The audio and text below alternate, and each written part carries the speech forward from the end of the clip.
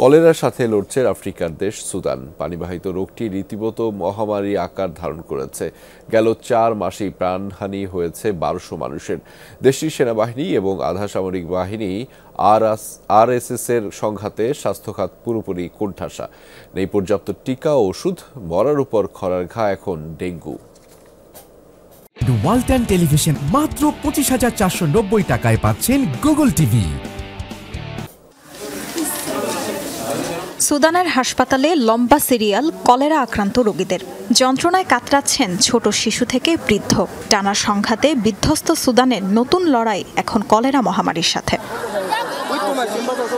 সুদানের 18 রাজ্যের 11টিতেই ভয়ানকভাবে ছড়িয়ে পড়েছে কলেরা। দেশটিতে গেল 4 মাসে 1200 প্রাণ কেড়ে নিয়েছে এই মহামারী। গড়ে প্রতিদিন মৃত্যু হয়েছে অন্তত 10 জনের। যুদ্ধের কারণে বাস্তুচ্যুত হয়েছে দেশটির 30% নাগরিক। ঠাঁই নিয়েছেন বিভিন্ন আশ্রয় শিবিরে, যেখানে না আছে স্বাস্থ্যকর পয়ঃনিষ্কাশন ব্যবস্থা, না আছে বিশুদ্ধ খাবার পানি। ফলে থামছেই না কলেরার উপদ্রব। দুঃস্বপ্নের মতো জীবন এখানে।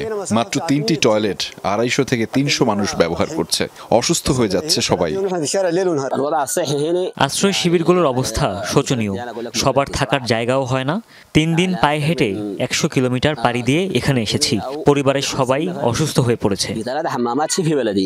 দেশটির স্বাস্থ্য বিভাগ জানিয়েছে, অনাকাঙ্ক্ষিত ভারী বৃষ্টি আর বন্যার প্রভাবে তৈরি হয়েছে এমন পরিস্থিতি। বিষাক্ত পদার্থের সংস্পর্শে সংক্রমিত হয় পানির প্রধান উৎসগুলো। ছড়িয়ে পড়ে কলেরার জীবাণু। নেই প্রয়োজনীয় চিকিৎসার ব্যবস্থা। যুদ্ধের কারণে ধ্বংস হয়েছে বেশিরভাগ হাসপাতাল, মেলে না প্রয়োজনীয় ঔষধ। পরিস্থিতি ভয়াবহ। প্রতিদিন হাজার হাজার রোগী আসছে, জায়গা দিতে পারছি না। গ্রামগুলোতে কলেরা আক্রান্তের সংখ্যা অনেক বেশি।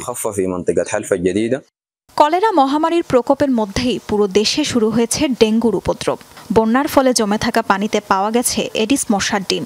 জাতিসংঘের মানবাধিকার বিষয়ক সংস্থা ওচার প্রতিবেদন অনুযায়ী অক্টোবর পর্যন্ত সুদানে ডেঙ্গু আক্রান্ত রোগীর সংখ্যা 4,500-এর বেশি। তাজরিয়ান সোবহান, যমুনা নিউজ।